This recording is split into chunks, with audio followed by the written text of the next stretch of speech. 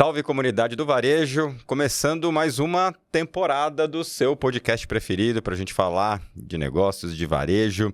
E muito feliz, muito honrado com as presenças ilustres que a gente tem nessa edição e começar a nossa temporada com o pé direito. Estou aqui primeiro com o Jorge Nafuco, daqui a pouco ele se apresenta, nosso parceirão, curador com a gente da nossa Delegação Central do Varejo para a NRF. E estou com o Hugo Betlen, né, que além de ser um dos bastiões do varejo, uma história incrível no varejo, fez um shift aí, né, trouxe para o Brasil o capitalismo consciente. A gente vai falar, eu acho que tempos que a gente, não é que a gente gostaria, a gente precisa falar de capitalismo consciente no momento que a gente vive de vida e de sociedade. Obrigado, gente. Obrigado, Hugo, pela presença. Obrigado, um prazer enorme estar com vocês. Obrigado, Jorge, por ter feito o convite e poder falar para uma comunidade, né, que tanto busca melhorar, né, o dia a dia do varejo. Sem dúvida. Jorge, dá o seu alô, bom dia, se apresenta para a turma. Tá bom, então salve, pessoal. Eu sou Jorge Nafuco, eu sempre brinco que apesar do olhinho puxado, eu sou sociólogo como primeira formação e depois eu fiz pós-graduação em economia e administração e desde criança eu já milito no varejo porque meus pais eram comerciantes e fiz carreira por muitos anos aí no varejo, e o Hugo sempre foi uma grande referência, né? Seja na área financeira, depois na área comercial, operações, à frente de unidades de negócio, e agora no capitalismo consciente, trazendo esse tema tão importante aqui para o mercado brasileiro.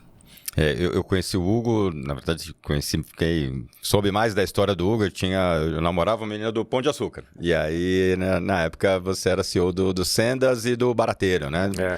E conta um pouco dessa história no varejo, Hugo, até acho que para conectar com a turma e depois a gente mergulha no capitalismo consciente. Bom, é muito interessante essa questão do varejo. Eu tenho um grande amigo que hoje em dia organiza um grupo de troca de informações lá na Europa, né? Ele é um brasileiro, foi para lá implantar VTEX,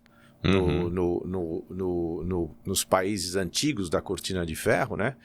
Depois casou com uma dinamarquesa, mora na Dinamarca. E é impressionante porque ele faz essas organizações e um dos calls que ele fez foi com um varejista americano que escreveu um livro, né? Varejista por acaso, né? Retail by Chance, né? E eu me identifiquei muito com esse livro, porque eu sou aquele varejista, né, não usual, né? Originalmente eu fui acidental, né, não intencional, virei intencional depois, porque eu comecei a minha vida como consultor, né? No fundo, meu primeiro estágio foi em frigorífico, e lá no frigorífico eu fiz um estágio em todas as áreas. E quando terminou todas as áreas, né, exportação, produção, comercial, marketing, tudo mais, me perguntaram qual área que eu queria ficar. E eu falei auditoria interna. Os caras falaram, você tá louco, meu, sabe? E auditoria interna. Pega esse que ninguém mais deu essa resposta, né? E é interessante, porque desde lá eu descobri que eu não escolhi a área. Eu escolhi o líder da área. E foi isso que me fez ir para a auditoria interna. E eu estava na faculdade, né? Eu fiz administração e foi a Arthur Andersen fazer recrutamento. E a única empresa de auditoria na época que eu conhecia era a Price. E falei, bom, Arthur Andersen, nunca ouvi falar, tudo mais, deixa eu ver o que é. E acabei fazendo. Numa outra curiosidade, né? Eu sou oficial de marinha também da reserva. Fui o primeiro, tem muita gente que não sabe o que é o 01, né? Eu fui o 01 de turma, né? Numa formação que não existe mais, chamada EFORME, que é como se fosse um CPOR, né? Escola de Formação de Oficiais da Reserva da Marinha, que tinha a vantagem de ser durante as férias escolares. Gente, para quem não sabe, naquela época a gente estudava sábado, né? Pelo menos até 1h. Eu era semi-interno, estudava todo dia das 7h às 5h, mas a gente tinha junho inteiro de férias e tinha 3 meses de férias no final do ano. Então, esse curso era um junho, um final de ano, um junho, um final de ano, né? E isso fez com que a gente não atrapalhasse trabalho, não atrapalhasse... Trabalho era mais complicado, precisava ser estágio mesmo para você poder ter essa licença. Muito bem, eu me formei, fui primeiro de turma, como eu disse, e liguei para minha mãe, né, de um negócio que também a turma de hoje pouco conhece, chamado orelhão, né? Que os incas usavam. Que eu leio orelhão, e ligo para minha mãe e falei, e aí mãe, tudo bem? Eu acho que eu vou tirar uma semana de férias, vou para Búzios, né? Tem aí uma mensagem para mim, algum recado? Ela falou, tem, um tal de Arthur te ligou. Eu falei assim, Arthur, porra, eu não conheço nenhum Arthur. Eu falo assim, mas liga porque parece que é importante. Aí eu liguei, atendeu o Arthur antes. Falei, porra, olha, eu preenchi uma ficha aí e tudo mais. Falei, esse processo já acabou. Falei, então se já acabou, eu vou para Búzios. Aí ele falou assim, qual é o teu nome? Aí eu dei meu nome, falou, peraí, tem uma chance. Você vem aqui na reunião, venha para uma entrevista amanhã. E aí Búzios ficou para outra hora. Lá se foi Búzios. Lá se foi Búzios, eu subi a serra, fui para lá. Fiz o processo de entrevista, né? E passado no processo, nós éramos 40, acho que na turma, e eu entrei, terminado o primeiro mês de curso, né, para você poder minimamente aprender o que fazer como auditor, né, júnior, me alocaram num cliente. E nessa, como eu cheguei atrasado no processo de recrutamento, o que era nobre na Arthur Andersen, que era auditoria e tax, já tinha ido embora. Já tinha sido ocupado. Tinha sido ocupado. E o sócio, na época, me falou assim, ó, tem um negócio aqui que pouca gente conhece, mas é legal, porque você aprende muito. Eu falei, o que é? Ele falou assim, chama Small Business. O que é Small Business? Eu falei assim, são empresas grandes lá fora, mas que aqui começaram pequenininhas e precisam ser auditadas, ou a gente faz muito mais que auditoria, a gente dá consultoria, a gente faz um monte de coisa. Eu falei, vamos embora, vamos nessa aí. E eu entrei. Então, terminado o curso, me alocaram na minha primeira empresa de small business, que era o Carrefour. Uau. Que tinha 4 lojas no Brasil. E lá eu fui, mais do que um auditor, eu fui fazer o que a gente chama de nacionalização dos processos. Não, o Carrefour estava chegando, precisava pegar todas as metodologias que ele aplicava na França, traduzir para o português e traduzir para o brasileirês, certo? Ou seja, que é outro desafio. Outra Traduzir versão. não só o idioma, né? Aí fiquei 5 anos fazendo esse trabalho. Até que um dia, como a gente dizia antigamente, né, me convidaram para trocar o cartão de chapeira. E eu fui para lá. E foi assim que eu comecei como varejista e nunca mais saí. De fato, você foi escolhido pelo varejo. Né? Legal. E Carrefour, e depois GPA. Então, Carrefour foi uma longa jornada, né? Foram esses 5 anos mais 11 como executivo, onde eu fiz uma carreira muito rápida, né? O Carrefour da minha época era um Carrefour descentralizado. Cada loja era uma empresa, né? Então, eu entrei e fui ser gerente contábil da loja da Barra da Tijuca, onde o Jorge Washington era o diretor da loja. Passado 3 meses, me transferiram para a matriz como gerente nacional de contabilidade, um tipo de controller, tá? E passado 1 ano e meio, eu fui promovido a CFO com 28 anos de idade. Então, foi um desafio gigante. Fui aprender francês, porque explicar 1% de inflação ao dia para o francês era um desafio, né? Fiquei 6 anos como CFO. Fui eleito executivo financeiro do ano pelo IBEF e nesse ano era o começo das privatizações no Brasil. Então comecei a receber um monte de telefonema para poder ir. Eu tinha aquele famoso 15 segundos de fama, né? Então vou sair do varejo e vou aproveitar a minha fama de executivo financeiro do ano ou vou continuar no varejo? Eu decidi continuar no varejo.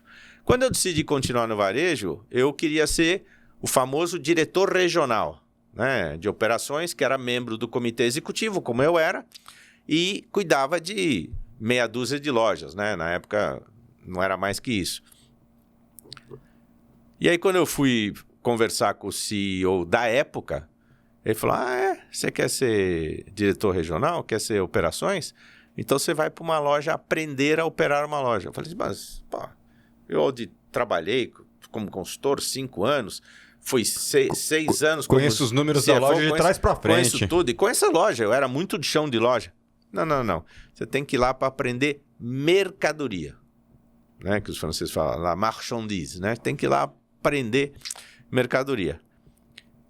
E eu topei, então eu desci um nível que eu estava, eu baixei do nível de Comex para um nível de diretor de loja, passei a responder para um ex-colega de Comex, um francês, e fui assumir a loja do Carrefour Anchieta, que era um lojão. Lojão, Santa André. Lojão, enorme, enorme. Tinha 12 mil metros quadrados.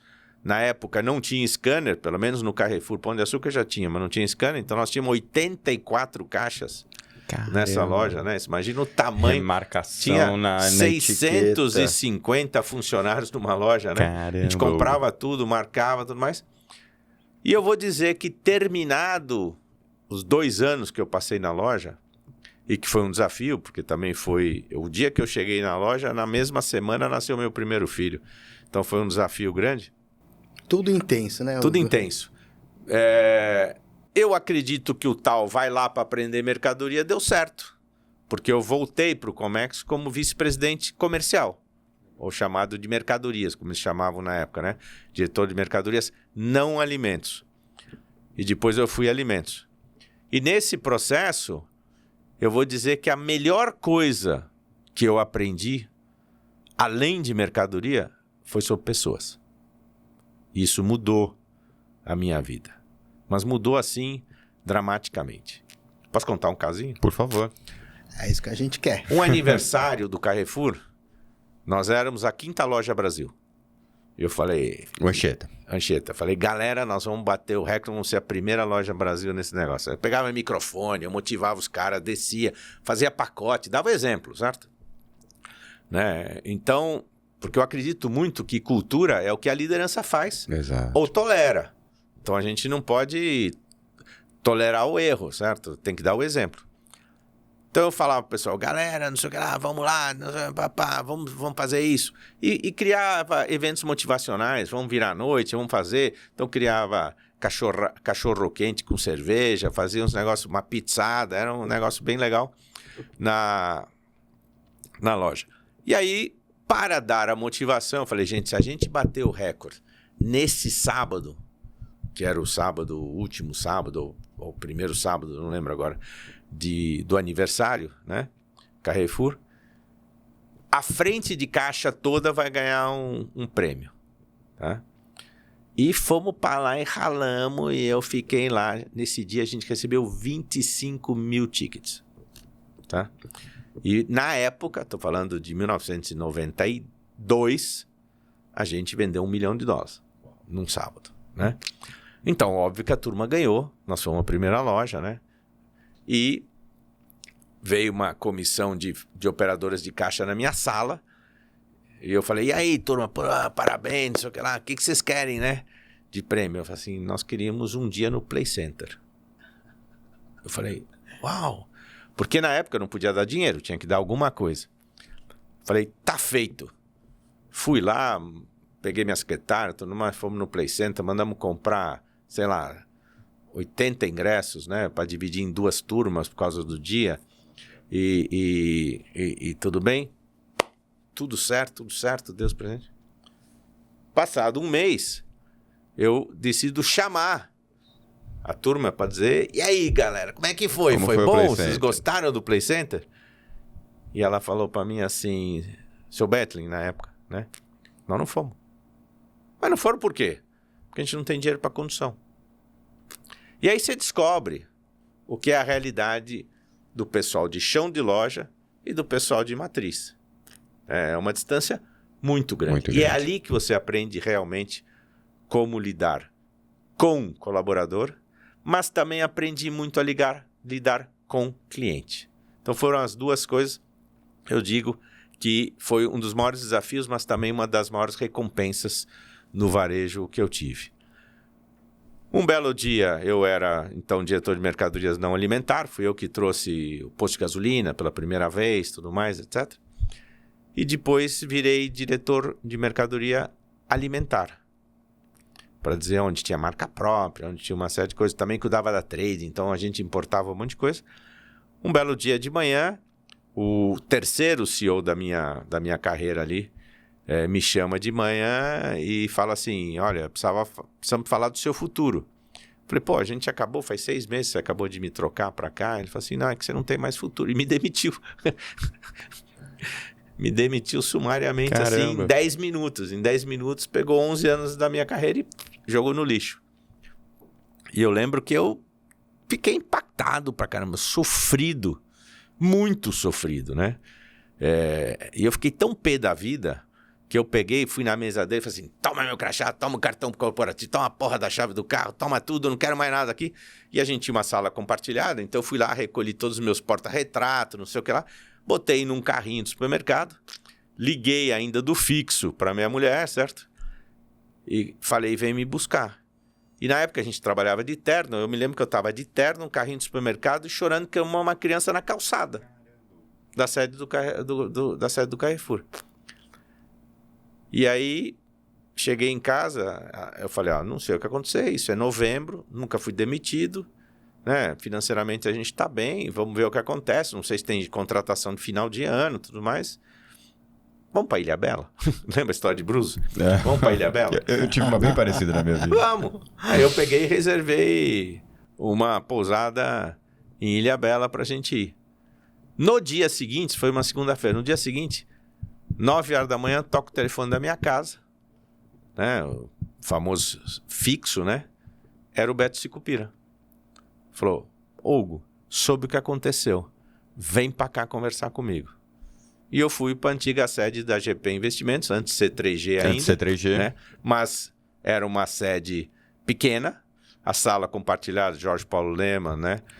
Teles, e o Beto e vários outros, né? Na sala. E ele falou, olha, não sei o que você vai fazer aqui, mas daqui você não sai mais, né? E aí me deu 2 opções na época. Ser CFO de novo da Americanas, eu tinha que morar no Rio, voltar a ser CFO e tudo mais. Eu disse não. E um projeto, ele abriu assim um papel, né?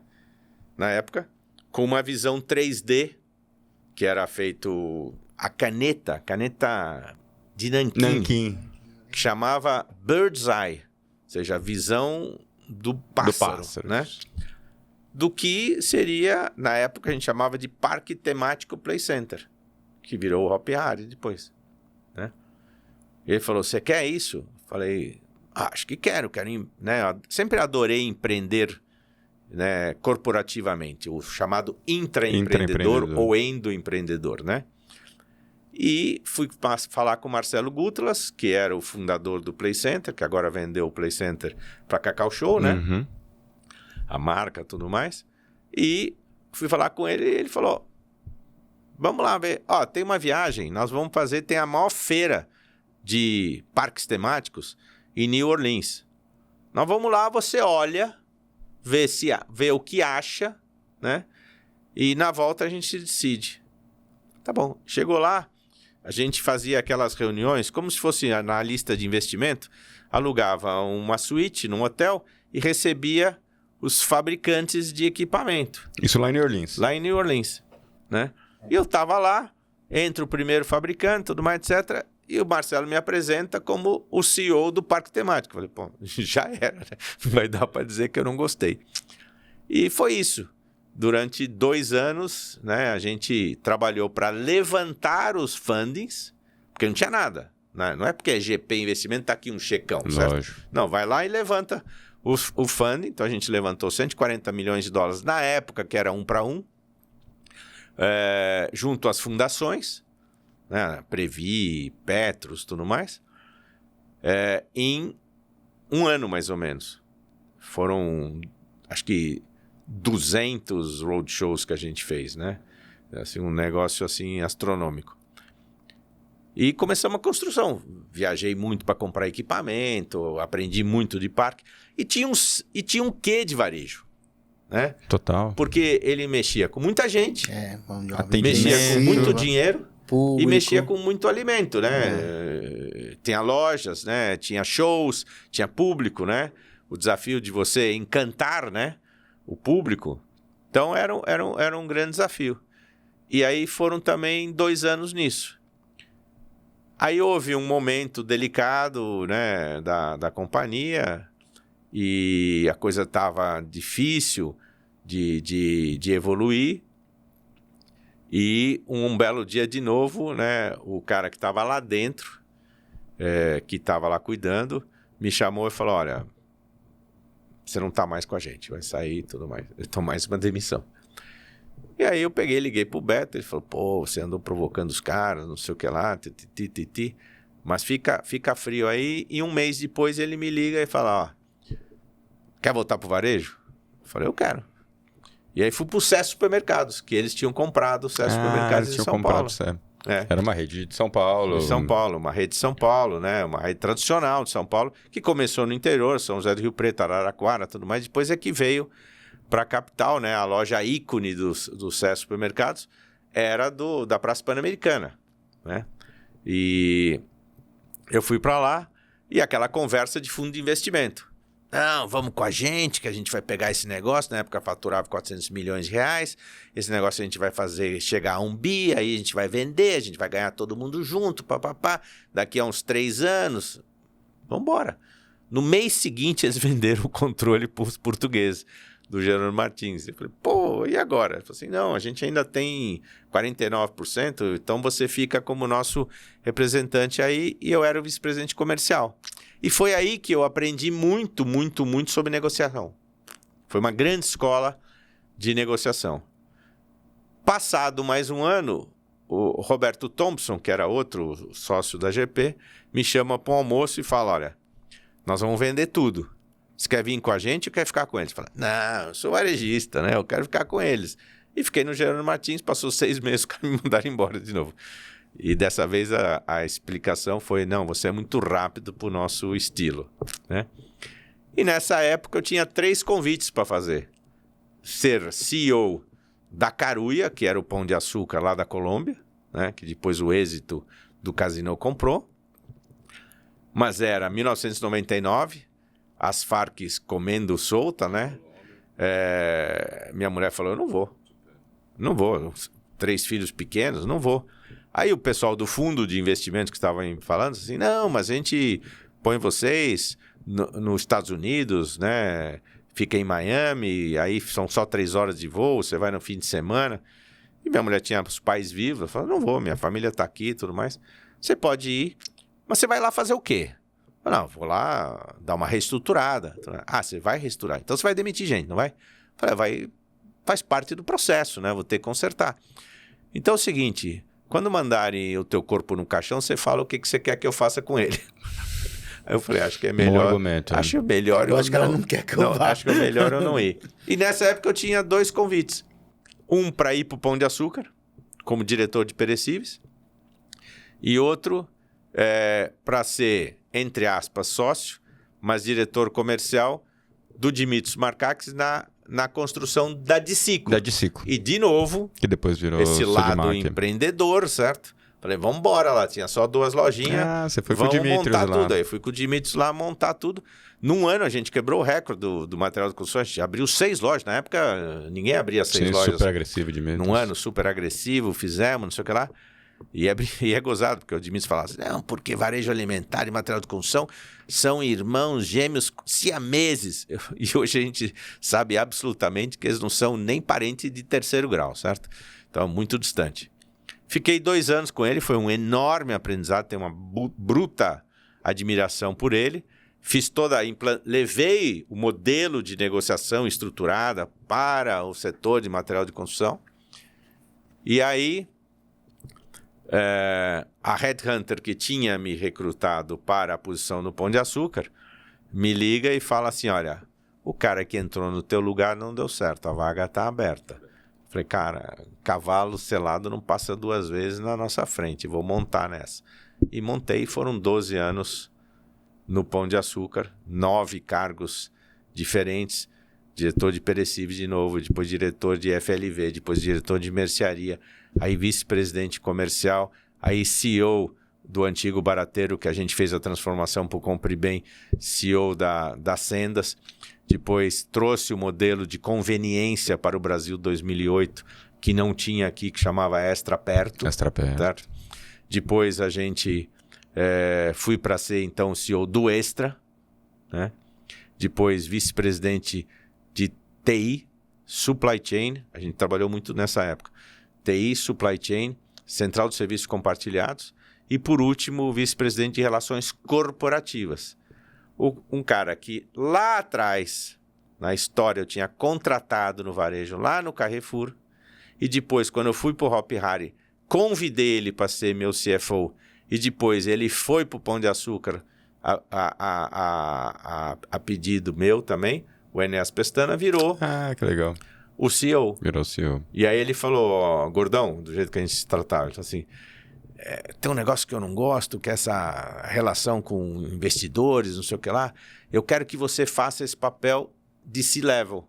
Né? A gente tem um diretor de relações com o mercado, mas que é muito técnico. Nós queremos alguém que leve a voz do CEO para lá. E foram os meus 2 últimos anos, sendo que no último ano, ou no penúltimo ano, eu tive o desafio de tentar fazer a fusão que não aconteceu, que deu origem a toda a briga, né? Do Carrefour com o Pão de Açúcar. Saí de lá, mas antes de sair de lá, eu tive toda a oportunidade de conhecer o capitalismo consciente. Legal. E aí eu vou deixar vocês falarem um pouco, porque só eu tô falando. Não, legal, mas é ótimo. Eu perdi o teu período, é engraçado, eu te acompanho há bastante tempo, eu perdi o período teu da DC, que eu não sabia que você tinha passado pela DC, até o Hop Hari eu já sabia essa coisa toda. E eu lembro que o Dimitrios é uma figura... Figura. Né, interessantíssimo. O dia que eu conheci o Dimitrios, ele me deu o cartão, né, ele já era o CEO lá, no cartão dele estava escrito vendedor. E todos eram vendedores. Todo mundo era vendedor. Se apresentava como vendedor, eu achei E aquilo... os crachás de todo mundo eram Foi um vendedor. impacto, eu falei, nossa, que interessante, tá falando aí de alguns bons anos atrás. Eu lembro, né? eu fazia, em 2008, fazia MBA em varejo e tinha um colega que era super jovem, era o nosso mascotinho da turma, o Juninho, que é a família, tem uma home center do Ceará que é a Normatel. E eles eram muito próximos, depois, enfim, tem meio que uma associação dos home centers. E ele fazia estágio com o Dimitrios, e aí ele tinha lá o crachazinho Então, imagina o CEO, de vendedor. O cartão é vendedor. E hoje você ainda não abandonou o capitalismo consciente, tem uma relação com o varejo, acho que a gente vai explorar isso, mas você também é Senior Advisor da Árvores Marçal para varejo, né? Olha, uma das coisas que eu sou mais apaixonado, né, é varejo. Como vocês já viram, eu já abri mão de muita coisa pelo varejo, né? Eu digo que ser varejista é como o gambá, né? A gente pode perder o pelo, mas não perde o cheiro, né? Então, é uma paixão incrível. E são 45 anos de varejo, porque mesmo depois que eu deixei de ser executivo, nunca deixei de estar junto com o varejo.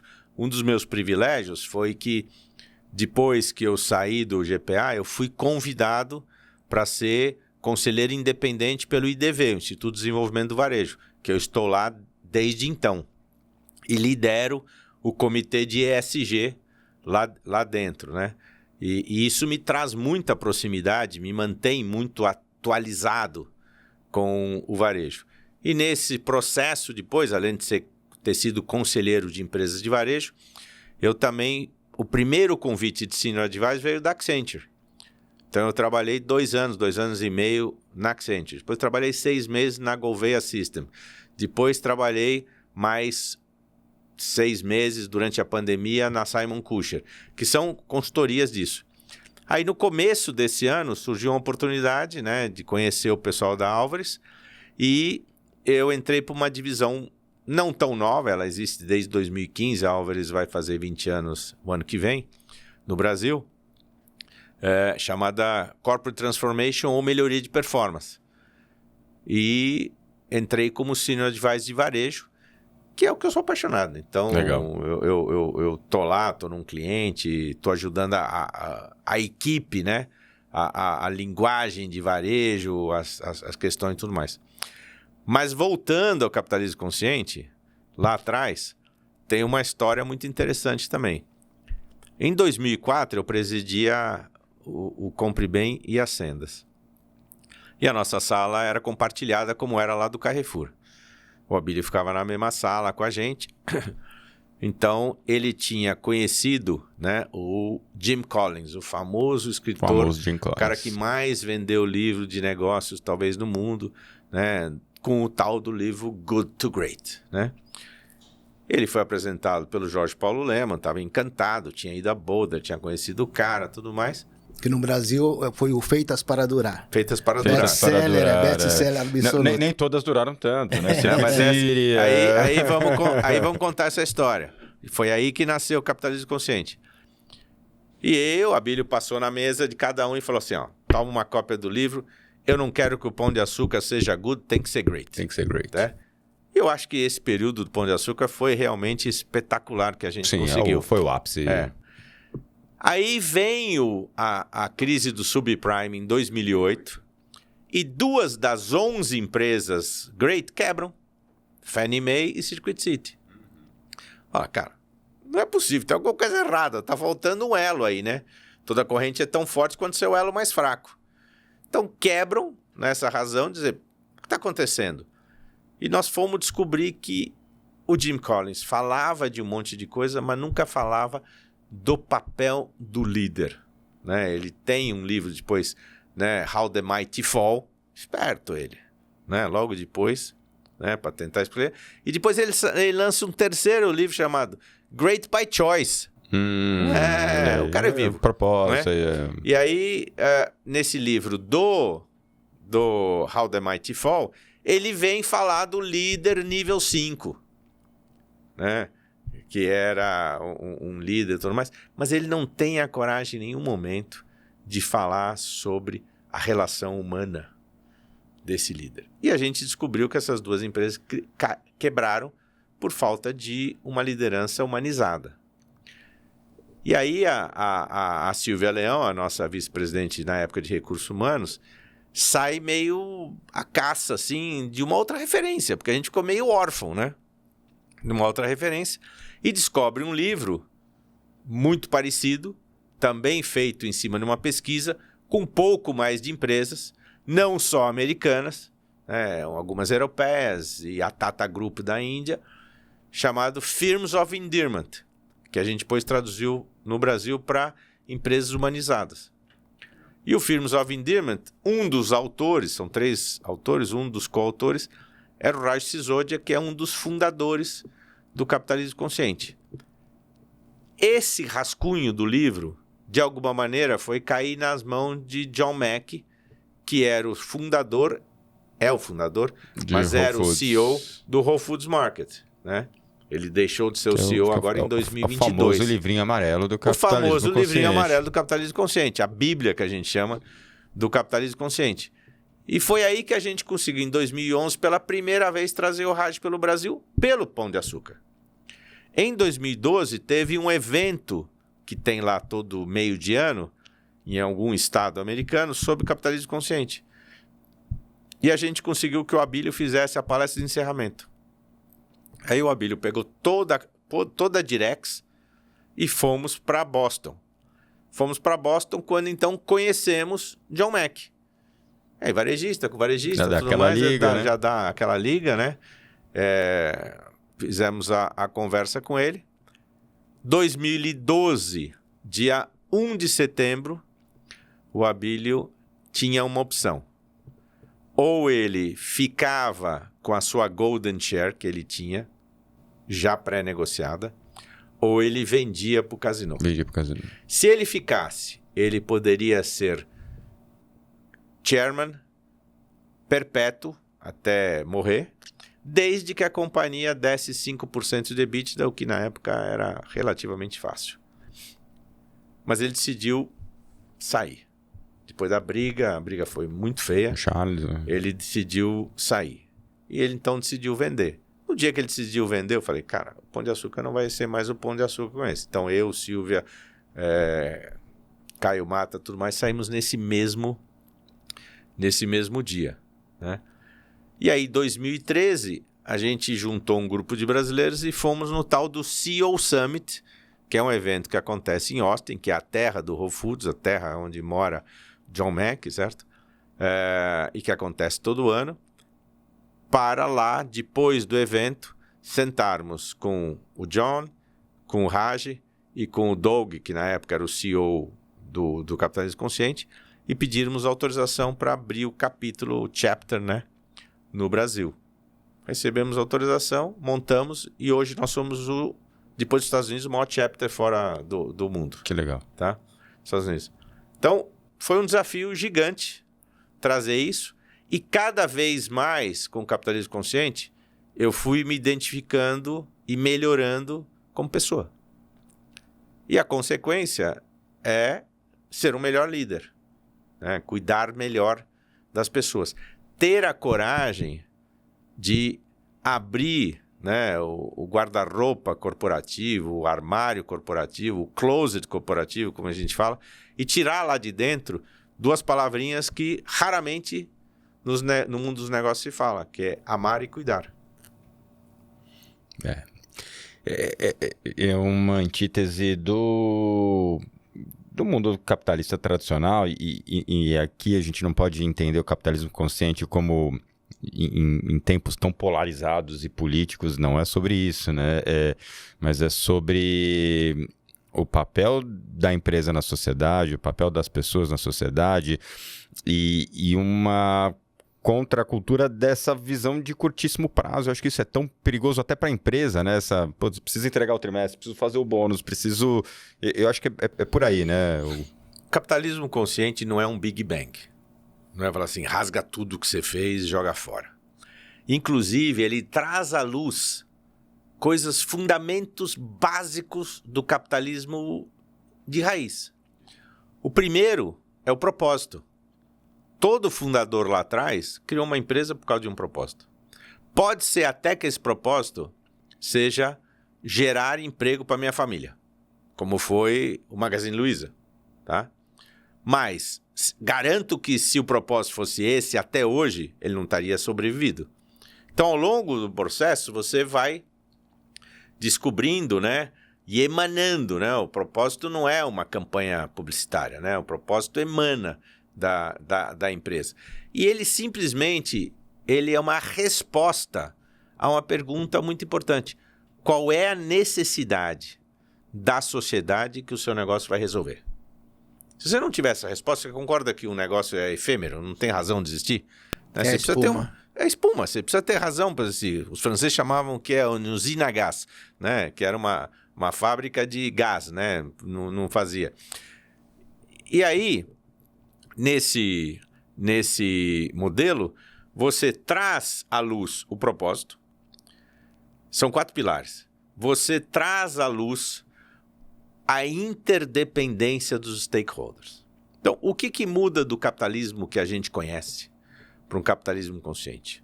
O capitalismo que a gente conhece, que foi o que nos trouxe até aqui, e que com certeza, né, mudou a vida da humanidade. Se você voltar na época pré-industrial, né, a expectativa de vida era 30 anos. A pobreza, 90% da população mundial em 1800, que era 1 bilhão de pessoas, vivia abaixo da linha da miséria. Fome era muito total. Maior. A gente diminuiu isso dramaticamente. Criamos desigualdades, mas diminuímos dramaticamente. Vem 1970 e a gente tem que entender o que aconteceu na época. Com um prêmio Nobel em Economia, Milton Friedman, que, provocado pelo governo americano, tinha que resgatar o orgulho de ser neoliberalista e um país capitalista, onde todo mundo tem oportunidade. Os Estados Unidos vinha da queda da Bolsa, da Segunda Guerra Mundial, da Guerra da Coreia e da vergonha da Guerra do Vietnã. Então precisava resgatar valores como esse. E ele, então, escreve uma máxima dizendo a única responsabilidade social de um negócio é maximizar o lucro do seu acionista. E ele botou um adendo, desde que seja legal. O que ele esqueceu de dizer é que desde que seja moral. Né? A gente não pode esquecer que as leis são o nível mais baixo da ética. Abaixo disso você não é ético, acima disso você tem que fazer muita coisa ainda para ser diferenciado. Então o que aconteceu foi que nos últimos 50 anos essa máxima viveu. E atrelado a essa máxima nascem os bônus de curto prazo. Então, é difícil você fazer com que o CEO efetivamente olhe o longo prazo. Tem que vir da gestão da empresa, tem que vir do conselho da empresa, né? Essa questão de vamos olhar o propósito, vamos ter uma relação interdependente. Olha, lembra o fundador lá atrás? Ele tinha um propósito, ele tinha uma cultura. Vamos preservar essa cultura? Vamos ver quais eram os valores desse fundador ou do refundador, né? Porque isso acontece também muito na empresa, um momento de refundação, né? Desse propósito. E o quarto pilar é que eu precisava de um líder consciente, que é um líder humanizado, que entende que o negócio dos negócios, não importa se você é um supermercado, não importa se você é uma fábrica, não importa se você é uma produtora de podcast, não importa se você é uma consultoria. Uma estatal, né? O negócio dos negócios são pessoas. Cuide das pessoas, eles vão cuidar do seu negócio.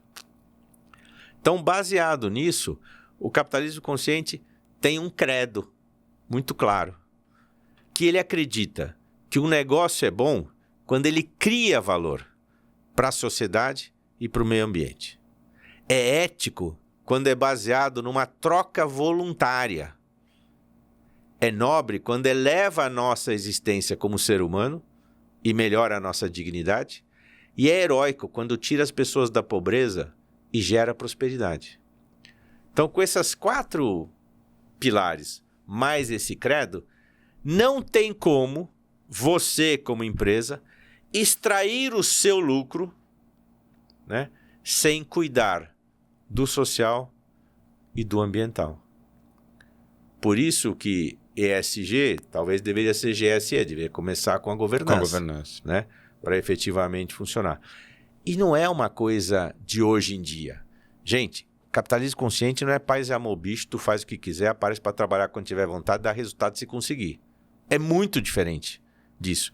E comprovadamente, como foi feita a pesquisa do Firms of Endearment, a gente desenvolveu um trabalho em parceria com a USP de São Carlos, com um professor chamado Pedro Paro, que buscava um tema para o seu doutorado. Ele já estava incomodado na época com a Lava Jato e tudo mais. E aí juntamos os interesses em 2018 de fazer uma pesquisa. Fizemos uma pesquisa com 22 empresas na época, né? Que acabou chamando a Pesquisa Humanizadas. Isso foi melhorando. Ele é o CEO da empresa hoje. Tem um rating ESG, tem uma estrutura, tudo.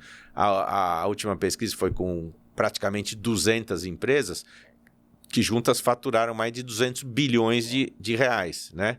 Tem mais de 204 mil colaboradores, já tem 252 mil fornecedores e tem 52 milhões de clientes transitando nessas empresas. Então, não é pouca coisa.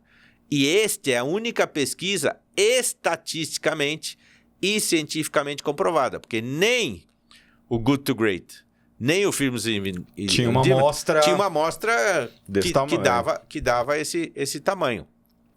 E lá prova que quando você faz no rating, que é como se fosse um Standard & Poor's ou um Moody's e tudo mais, quando você fala que é triple B para cima, então triple B, 2B, né? Triple B, A, 2A e 3A, você é uma empresa melhor para o Brasil. Então, a gente sempre diz, não queira ser a maior ou a melhor do Brasil, né? Queira ser para o Brasil, queira servir as pessoas e cuidar das pessoas e proteger o meio ambiente, seus recursos naturais que você vai precisar para a sua própria produção. E nesse caso, essas empresas acabaram das 198 sendo 67. O que já é uma média interessante. 67 num grau alto. Acima de B, 3B. De 3B. Um grau alto.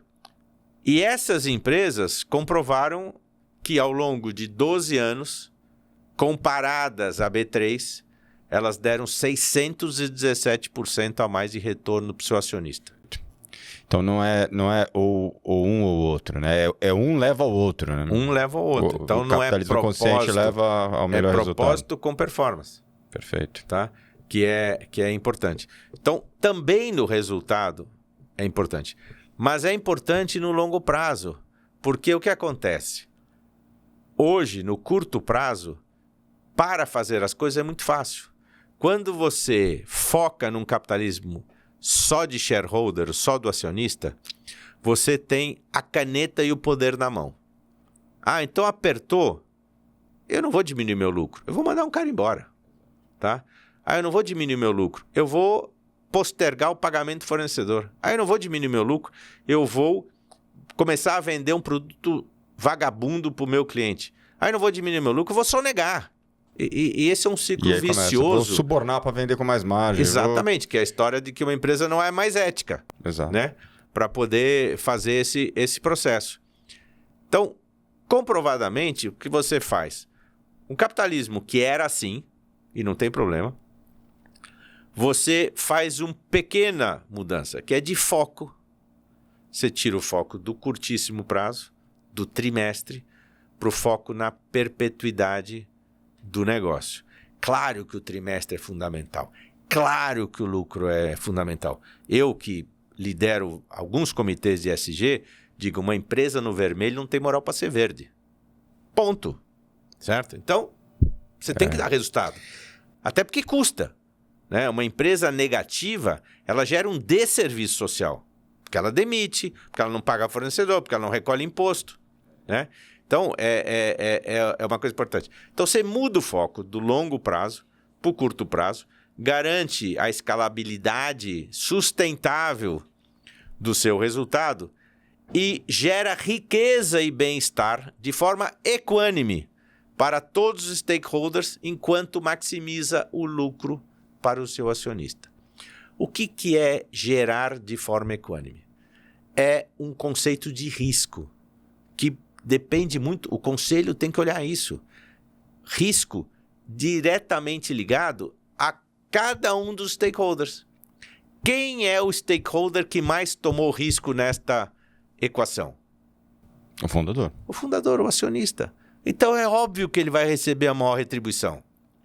Mas para ele receber a maior retribuição, e maior ainda do que ele imaginava, todos os outros receberam a sua devida retribuição no momento do crescimento. Legal. Então é um modelo lógico, simples para fazer, tá? Mas não é fácil. Faz todo sentido. E quando você traça esse cenário, me vem à mente, e aí queria ouvir a opinião de vocês, me vem à mente algumas empresas de capital fechado que entenderam a importância do G, e ainda tem lá um fundador que assume esse risco. Não vou demitir esse cara não, porque eu não vou conseguir contratar outro igual amanhã, eu vou... Não tá... Por ele ser capital fechado, ele não tem esse compromisso do trimestre, ele não está ligado diretamente à valorização da ação. E me vem à mente outros cases que quando entendiam o IPO como o oásis, né? Vou chegar no IPO, e perderam performance, perderam relevância quando abriram capital, porque entraram na dependência do curto prazo. Então, acho que tem uma baita oportunidade ainda para essas empresas, e tem muito varejista assim, né? De capital mais fechado, mas que investir em governança. Aí acho que ela consegue, né, ter esse shift, assim. Bacana você tocar nesse ponto, porque quando a gente vê empresas familiares, ainda com figura de fundadores, o propósito e a cultura estão muito perto um do outro. Então, os fundadores, os empreendedores, se conseguem ter essa consciência, eu acho que o nome capitalismo consciente é muito feliz, acho que tem uma grande oportunidade de darem grandes saltos de gestão, inclusive. A gente trabalha no Carrefour, que eu sou muito fanático, assim, muito fã de carteirinha, é da cultura Carrefour. Os fundadores do Carrefour tinham uma cultura, um jeito de operar assim fantástico.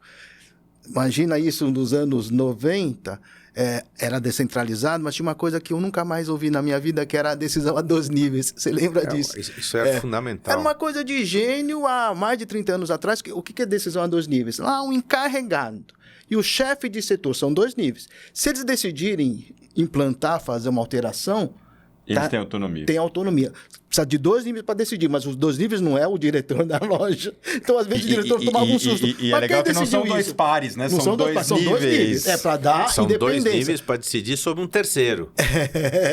Exato. Então, o colaborador, vamos dizer, o encarregado de loja, vai falar sobre o repositor. Ele tem que falar com o gerente de seção. Se os 2 tomarem a decisão...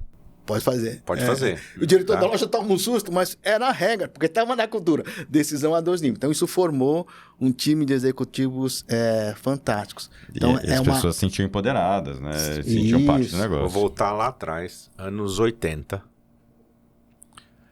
O fundador do Carrefour, um deles era Jacques Deforest.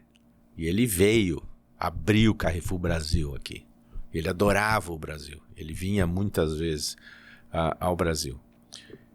E teve um momento que o Carrefour, as empresas antigamente, né, para quem está nos ouvindo e vendo agora, acha que esse conceito de M&A, né, de crescimento por aquisição, sempre existiu. E não existia. Até os anos 2000, isso era muito tímido. Uhum. Então, de repente, o Carrefour compra um outro varejista francês chamado Euromarché, que tinha sido vendido pelos seus fundadores para um banco. E o banco falou, varejo é a coisa mais fácil do mundo, é só subir a margem. Tá? Eu costumo dizer que as 2 coisas mais fáceis do varejo são vender e ganhar dinheiro. O duro é fazer as 2 coisas ao mesmo tempo. Né? Exato. Então, ele fez errado, a empresa estava quebrando, o Carrefour foi lá e comprou. Eu, como um CFO jovem e, obviamente, arrogante, né? Encontrei o seu Deforest aqui no Brasil e fui falar para ele, falei assim, ô Deforest, tô muito feliz, nós compramos um concorrente, agora a gente é mais forte, né? Ele falou assim, você sabe como é que faz uma boa maionese? Cara, a gente tá falando em francês, eu falei, eu devo ter perdido alguma coisa no meio do caminho aqui na tradução. Eu falei, dá pro senhor refrasear? Como faz uma boa maionese? Como faz uma boa maionese? Eu falei assim, boa eu não sei, mas uma maionese, você pega um liquidificador, quebra uns ovos, bota um sal, né? Um limãozinho, liga e vai vertendo óleo. Ele diz assim, até que ponto? Até dar consistência. O que acontece se você puser mais óleo? A maionese desanda. Isso é a mistura de 2 culturas. Nunca mais esqueci disso. Que interessante. Então tem sempre uma cultura que tem que prevalecer. E depois disso, eu devo ter feito perto de 40 a 50 M&As no GPA. Né? Porque eu compre bem... adquiri um monte de empresas de periferia, de estado, locais, de interior, né? E tudo mais. E a gente tinha que fazer esse trabalho. Era muito difícil. O das Sendas foi o meu desafio maior, porque o Arthur estava vivo. E a empresa tinha o sobrenome dele. Era muito, muito complexo essa operação, né? Que a gente vive. Então, cultura é uma coisa fundamental. E hoje, o que a gente vê no Brasil? 2, 3 empresas mais ou menos nacionais, né? Porque Atacadão e Açaí agora são empresas separadas. Né? Não estou nem falando de GPA como GPA. E Carrefour. Né? É isso que tem. Mas o que, por outro lado, acho que o Jorge tem tido muito mais relacionamento, está crescendo de empresas familiares que estão descobrindo e ainda não fizeram o IPO, porque o IPO é lindo, o IPO é maravilhoso. Só que o cara esquece que ele vai ter sócio novo. Os stakeholders... Vai ter sócio novo. Mudam. E dependendo do sócio, o cara não está lá para perpetuar. Exato, é um sócio essencialmente capitalista ali, ele tá olhando retorno e ponto. De curto prazo. E toda vez que entra alguém, um fundo de investimento, pensando em curto prazo, vai dar ruim. Vai dar ruim. Então, precisa preservar essa cultura importante. Isso é fundamental. Tem várias causas de recompra, né? O Sim. fundo entra, falta Não de fit vira. cultural não vira e o fundador acaba recomprando. Hugo, quando você contou a história toda do capitalismo consciente, a gente vê o protagonismo do varejo, seu aqui no Brasil, John Mackey lá nos Estados Unidos, para tomar a frente e fazer a coisa andar, de fato, ser implementado.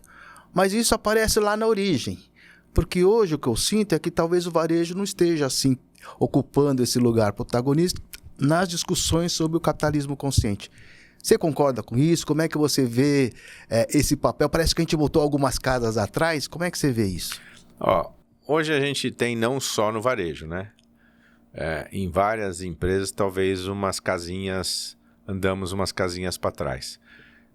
Acho que logo no começo foi dito sobre o momento de extremismos, né? Uhum. E com isso tem muita gente que vai na valsa, né?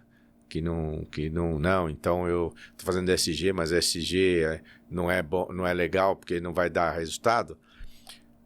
A gente tem que entender o seguinte: qualquer decisão numa empresa de investimento, e ESG é investimento, precisa de um business plan e de um ROI. Então, enquanto você achar que sustentabilidade, ESG, abraçar árvore, salvar a baleia, tá? O negócio não vai para frente.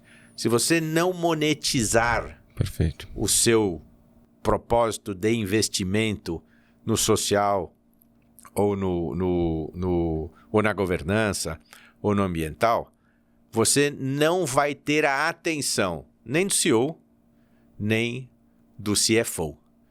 Tem um CFO que escreve num livro americano, chamado The Value of Values.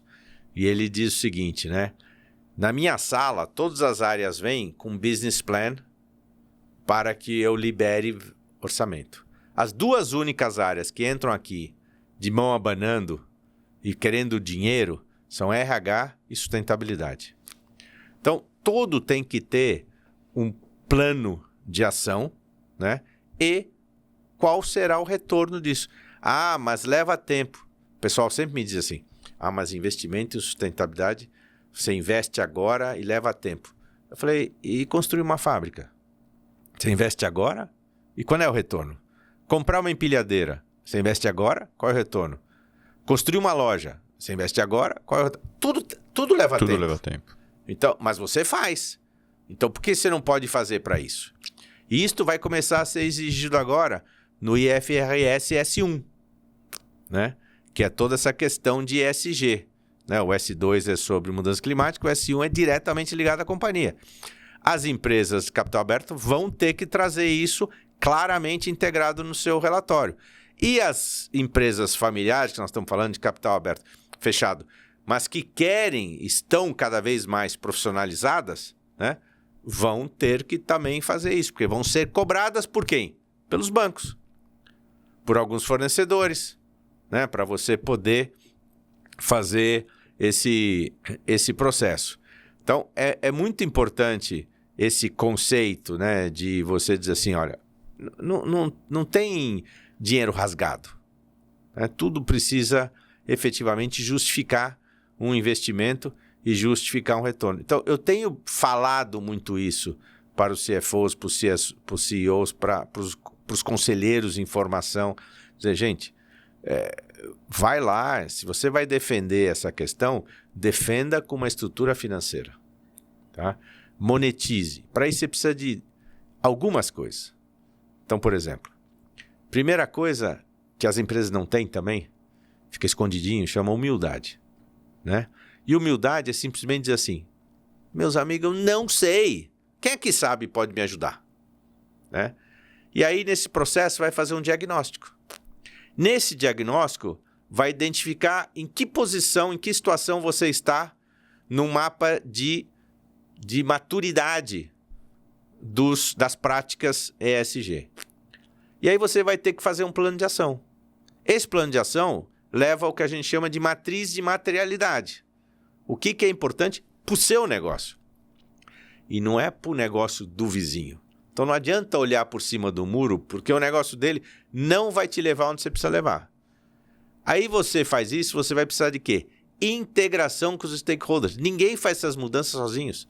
Você precisa conversar com o seu colaborador, você precisa negociar com o seu fornecedor, você precisa mostrar para o seu cliente, você precisa cumprir a responsabilidade junto com a sua comunidade, né? E agora com os órgãos fiscalizadores, né? Os repórteres, e principalmente banco.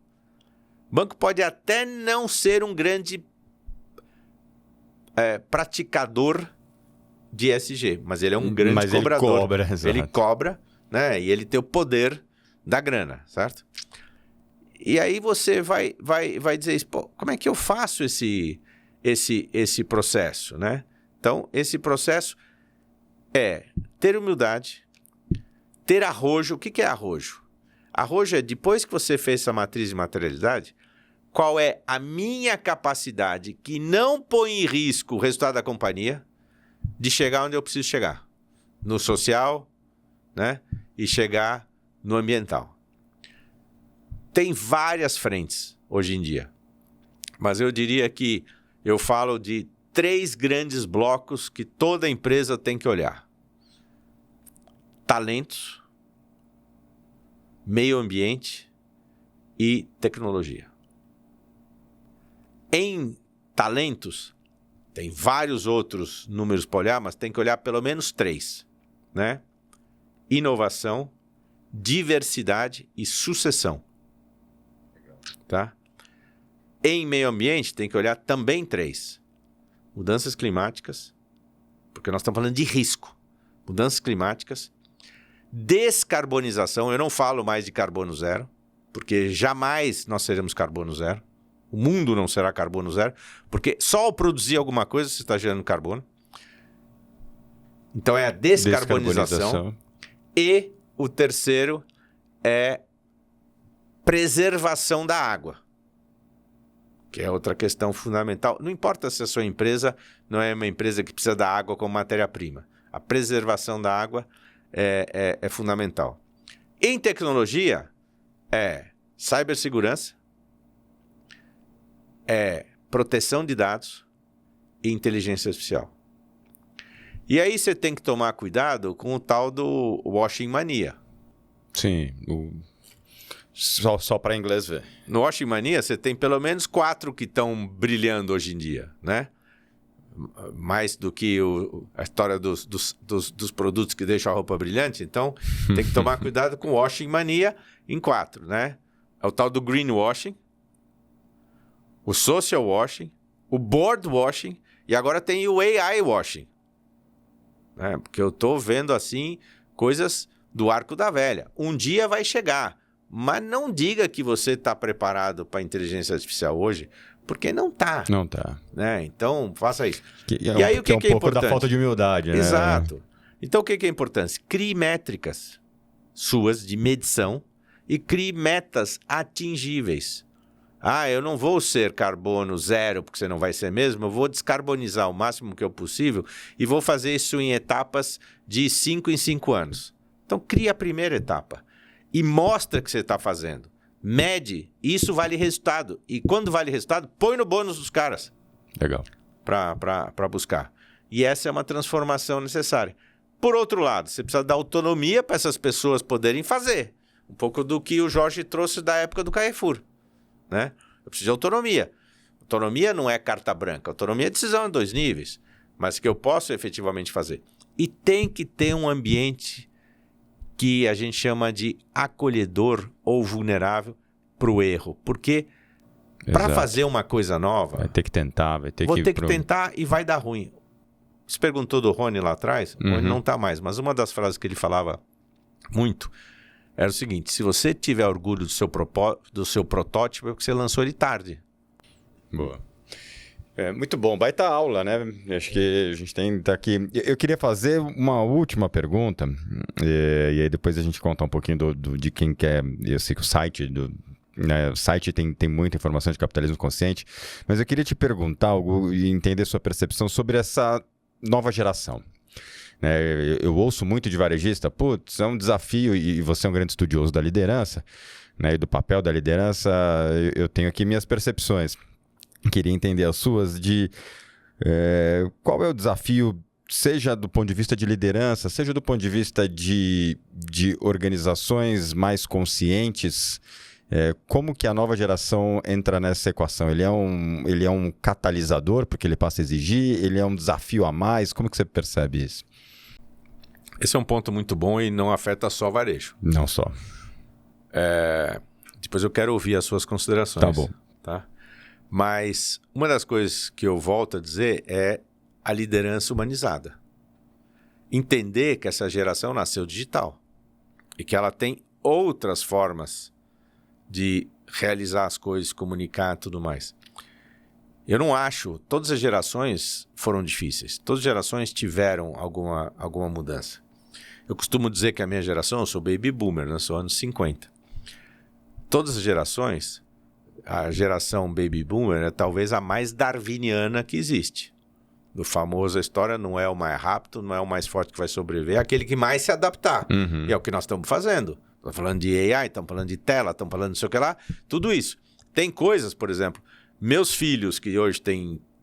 fora minha filha que já está casada há muitos anos, mas meus filhos têm 32, 30 e 27.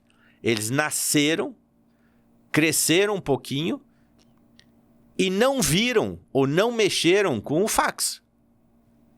Negócio que sumiu, né? E era uma revolução. Achava assim maravilhoso. E aí esse processo, quando você vê a situação, é muito difícil, muito diferente. E essa geração também viveu uma coisa que nenhuma geração viva viveu, que foi a pandemia. Sim. E elas têm uma necessidade muito grande do acolhimento também, da interação, do aprendizado. Então, quando você fala assim, mas o cara não quer trabalhar, ou não respeita o horário, não sei o que lá, você já conversou com ele? Você já trouxe ele para entender o seguinte, qual é o seu propósito de vida? E aí mostrar o que Mark Twain escreveu lá no século XIX, né? Os 2 dias mais importantes da nossa vida é o dia que a gente nasce e o dia é o raios quando eu descubro o que eu vim fazer aqui, porra. Né? Então é trazer essa geração para essa percepção. Né? Você nasceu, você está aqui, o que você vai contribuir? Qual o legado que você vai deixar? E a nossa humildade tem que ser capaz de entender que o legado que ele quer deixar não é igual ao legado que nós queremos deixar, que nós deixamos. É diferente. É. Então, o lado acolhedor é mais importante. E também a intergeracionalidade é fundamental. Então, da mesma maneira que a gente não pode excluir os jovens, não pode excluir os sêniors. Porque tem muita história. Mas não é que assim, no meu tempo, esquece esse negócio do meu tempo. Se você é do meu tempo, é porque você não foi darwiniano, tá? E você, por acaso, sobreviveu porque deve ter ficado escondido numa toca, né? Mas essa é a questão importante. Como é que eu transformo isso efetivamente em ação, em integração, em cuidar, em incorporar, em gerar pertencimento? Costumo dizer que um líder consciente não é aquele assim que põe o neguinho nas costas, certo? E leva aonde quiser, né? E faz por ele as coisas. O líder consciente é aquele que leva as pessoas no coração. Mostra o caminho.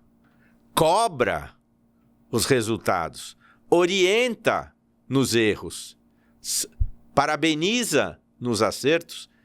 E faz líderes conscientes sucessores. Legal.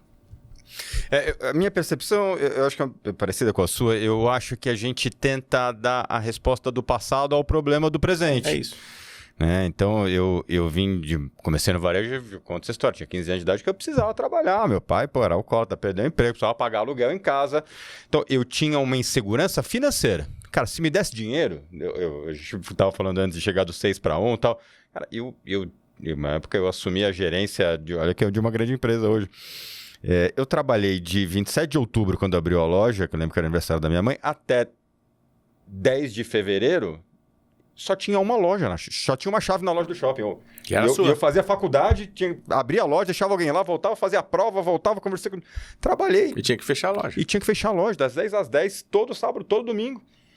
Cara, mas me dava dinheiro, era o que do meu momento de vida, da minha geração, talvez, da minha história de vida. Agora, o que talvez o jovem hoje tem, ele tem outro desafio, ele chama de morrer de fome, ele talvez tenha outro. É lógico que tem gente com inúmeras dificuldades financeiras, como eu tive no passado, mas a questão é que hoje ele tem talvez inseguranças psicológicas, tem necessidade de acolhimento, e aí ele não quer ir, pô, por que a geração nova não quer ir para o escritório? E aí eu vejo às vezes o líder dizendo, pô, eu queria que o cara viesse aqui, mas vem para cá, mas você não olha na cara dele. O que adianta eu estar presencialmente e não estar humanamente presente, né? Então eu acho que esse é o paradigma, e a gente está botando a culpa só na geração, eu não acho que é isso, eu acho que e as aí coisas não é simplesmente mudam, né? É qualidade. Exato. É que nem paternidade. Exato. Liderança e paternidade são iguais. São iguais. Depois que você assumiu, é para a vida inteira. Né? E é uma jornada sem fim e sem recuo. Então, o desafio é esse. Você vai receber uma pessoa e vai dizer o seguinte, também não serve, né, a questão do home office e do presencial, aquele presencial que não tem a equipe junto. Porque o presencial, ele indiscutivelmente é fundamental para dar a liga da cultura e gerar pertencimento. Exato. Então, se eu vou fazer... E você desenvolvimento pode, também, né? Exato. Você pode aparecer o dia que quiser, não funciona.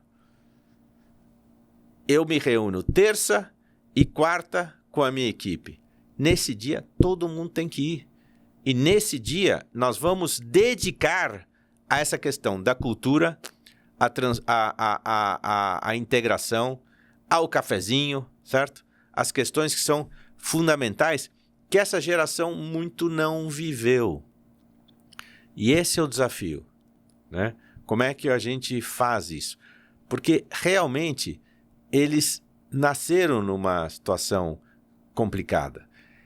Eu agradeço cada dia a Deus, porque na pandemia eu não tinha filho em idade escolar. Eu fico imaginando as famílias, milhões de famílias que tiveram que fazer homeschooling. E como esta criança sofreu no seu aprendizado com esse processo. Então, como é que esta criança vai crescer e vai entrar no mercado de trabalho? Vai levar traumas, vai levar desafios, vai levar questões que são muito peculiares. Quantas vezes hoje você ouve falar hoje, né, de transtorno do espectro autista? Muito. Muito. Ninguém falava no passado. Mas não é porque não tinha. Porque mas é que hoje, com tantas coisas, com tantas mídias, com tantas perturbações e tudo mais, o processo aumenta, né? Se cria. Não, o TDA, transtorno... TDAH... É assim, sabe? Umas coisas que começaram a aparecer. Que bom que começaram a aparecer, porque eu tenho que tomar conta disso também. Eu tenho que estar com a empresa preparada para acolher toda essa diversidade, que não é só diversidade de sexo, de raça, de PCD, certo? São de vários outros distúrbios. Hoje mesmo tinha um post no Instagram de um grande amigo, né, o Irineu Loturco, que é o cara que cuida do NAR, do Núcleo de Alto Rendimento, que foi do Pão de Açúcar e hoje é independente e responde lá para a holding ainda da família Diniz, né, a Península. Mas que é o grande formador, né, grande preparador físico de várias modalidades que nós vimos nas Olimpíadas e que a gente não sabe quem está por trás desse processo. E ele fala sobre isso, ele fala sobre a vulnerabilidade. E aí tem um livro maravilhoso da Brené Brown, que chama, né, a capacidade, né, ou a arte de ser vulnerável. Né? É a coragem. É a coragem de ser vulnerável, o nome do livro, tem razão. E é importante, né? Porque vulnerabilidade não é uma debilidade, é uma habilidade que você faz. Então, de um lado, também você tem que mostrar para esse jovem, cara, seja vulnerável, que eu não vou te mandar embora por causa disso. Né? Nós vamos conseguir construir juntos. Eu falo isso muito para minha filha, assim, não tenha medo de falar o que está te incomodando, que tá, você não vai me decepcionar se você contar isso. Né? Vou pegar a carona aí no que vocês trouxeram, Porque você falou da humildade, a vulnerabilidade, esse choque geracional, porque na nossa formação, a gente, quando quis ser líder, a gente queria ser protagonista. Então, isso era interessante. Por isso que a gente, se vou trabalhar mais, eu vou estudar mais, eu vou dar mais resultado, a gente se arvorava de superpoderes. Eu gosto sempre de usar um paralelo, que quando a gente olha os desafios do mundo moderno, não dá para ser protagonista, porque é muito mais complexo. Eu gosto muito de cinema, aliás, eu já estudei cinema, fiz curso mesmo, e eu falo sempre que o universo de Hollywood já descobriu quais são as grandes franquias de bilheteria. Não são os heróis individuais, mas são os coletivos, os Vingadores, né? Então, essa ideia, além da liderança humanizada, pensar nessa liderança coletiva. E quando a gente pensa na liderança coletiva, aí tem lugar geracional. Tá certo? Porque eu não vou mais conseguir abrir e fechar a loja. Eu também fui de uma época que eu era o primeiro a entrar no escritório e o último. Quando eu deixei de ser último, na Price, minha última passagem na Price, eu já não era o último a sair. E me dava peso na consciência. Saí 10 horas do escritório e ficava a gente, ainda eu ficava com peso na consciência, porque eu tô indo embora às 10 horas da noite. Tá certo? Mas ainda tinha aquela figura do super-herói. E hoje, quando a gente vê o universo Marvel, que são os coletivos, as gerações têm papéis nessa história toda, né? Seja de aconselhamento, seja de contar histórias. Então, isso que você trouxe pra gente é muito valioso, porque você tem um panorama não só do varejo, mas da própria economia, né? Da própria sociedade, o que aconteceu em todos esses anos, né? Relembrar o Carrefour, eu tenho uma saudade imensa da cultura do Carrefour, foi uma escola de varejo fantástico. Então, o papel que eu acho que é importante é a gente conseguir se reunir, tá certo? Ter um diálogo, né? Então, acho que a Central do Varejo cumpre esse papel para trocar essas visões, porque tem muita convergência. Do que a gente ficar discutindo as divergências, vamos construir sobre as convergências. Porque toda a questão, você falou do cuidado da água, do clima, acho que já não dá mais para discordar do impacto climático sobre a economia. Agora está doendo no bolso, né? No bolso dos países, no bolso das empresas. O quanto isso traz de prejuízo à sociedade e à economia como um todo. Deixa eu pegar um gancho nos seus Vingadores. Dos Vingadores, ou da Sala da Justiça, tem algum super-herói que faz a mesma coisa que outro? Não, é verdade, se sobrepõe. Né? Então, isto reforça o conceito de equipe. De diversidade. Equipe, além de ser diversa, ela não é um grupo de pessoas que trabalha junto. É um grupo de pessoas que confiam uma nas outras. E que se complementam. E o que eles têm em comum é o propósito, é o objetivo. Né? Por isso cobre, que né? Um cobre esta o outro. incorporação da nova geração deve ser feita com este olhar. E por falar nisso, eu queria fazer uma retificação e um pedido de desculpas aqui aos nossos... a gente chama de telespectadores, espectadores, ouvintes, tudo mais. Que quando eu falei que um líder consciente, né, não leva o neguinho nas costas, isso também é uma desconstrução que a gente tem que fazer. Né? Então eu peço desculpas, não leva as pessoas nas costas e sim no coração. Legal. Legal. Legal, muito bom. A próprio universo Marvel, né? Colocar o Capitão América, tá certo? Como um homem negro, eu achei fantástico, né? Hugo, a gente já tá, episódio incrível, muito, muito conteúdo. Eu quero voltar a ouvir e anotar coisas aqui que o Hugo falou. E acho Ainda bem que fica gravado, Ainda né? bem que fica gravado. Acho que tem uma coisa que a gente tenta ter aqui e busca em quem a gente traz aqui para bater esse papo. E acho que é uma competência do novo líder, que é a generosidade. Queria te agradecer pela generosidade de vir, de compartilhar, de trazer. Foi, para mim, muito engrandecedor. Tenho certeza que para todo mundo foi. E queria finalizar te agradecendo e te pedindo para quem quiser. Eu acho que aqui é só um despertar, né? Para quem ainda não foi... Né, não fui cutucado ainda por esse olhar do capitalismo consciente. Eu lembro do MNRF, quando, 2012, talvez, 11. Foi ali que eu comecei a olhar de um jeito diferente.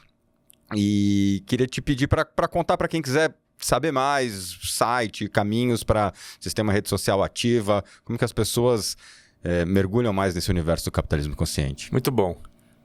Nós estamos no Brasil há 11 anos, né? Como eu disse, somos a filial mais ativa fora dos Estados Unidos. Temos hoje 7.000 signatários, pessoas físicas, que são como se fossem embaixadores, né? E isso eu convido quem quiser entrar no site. Tem lá o Associe-se, entra na aba Associe-se, né? E você escolhe lá a categoria que você quer. Você tem várias contrapartidas, mas também passa a ser um embaixador da causa. Legal. Né? E tem a Associação das Empresas. Nós temos 160 empresas associadas. E uma das coisas que a gente descobriu é que não é o CEO o nosso cliente. O nosso cliente é quem dentro da empresa acredita no capitalismo consciente. E aí a gente pode efetivamente dar um apoio muito grande de formação para todas essas pessoas.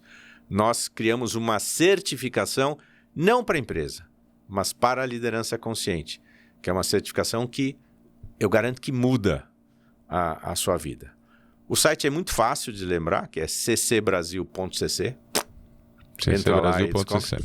E tem várias coisas que são já liberadas, sem você ser associado, que eu recomendo muito, que é no nosso conteúdo, no material, existe um negócio chamado Zine Consciente, que é uma revista digital que sai todo o mês, muito bem redigida, com temas muito importantes. Propósito está lá, né? A questão de salário digno está lá, a questão de GPTW está lá, como é que eu uso isso de forma consciente, né? A questão de valores está lá. Então, é muito importante as pessoas que quiserem efetivamente se aproximar, né, entrarem em contato. Mas faça, como você falou, né? Faça um scroll, né? Faça uma visita ao site, descubra tudo que tem lá e nós estamos sempre abertos. Em redes, nós somos Capitalismo Consciente Brasil, né? Seja no Instagram, seja no LinkedIn. Temos 100 mil seguidores, mais ou menos, nas redes sociais. E nós somos muito ativos em publicação de conteúdo. Então, convido todos também a acompanharem e acreditar que dá para fazer de uma maneira diferente, mais humana, com mais qualidade de vida, mas também gerando mais resultado para a companhia. Legal. Jorge? Vamos lá, todos engajados, é um chamado para participar desse grande movimento, porque como o próprio nome diz, né, é um processo de conscientização, né, Hugo?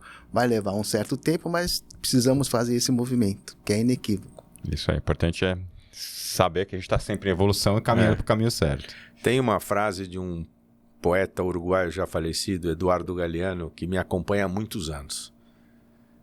Que somos o que fazemos, mas somos principalmente o que fazemos para mudar o que somos. Legal. Pense aí, o que você está fazendo para mudar o que você é. Hugo, obrigado. Foi um prazerzão enorme aprender contigo hoje. É sempre um prazer te encontrar, Hugo. Obrigado a vocês, obrigado pelo momento e obrigado a vocês que espero que gostem desse episódio, né, do Central do Varejo. Sem dúvida. Valeu.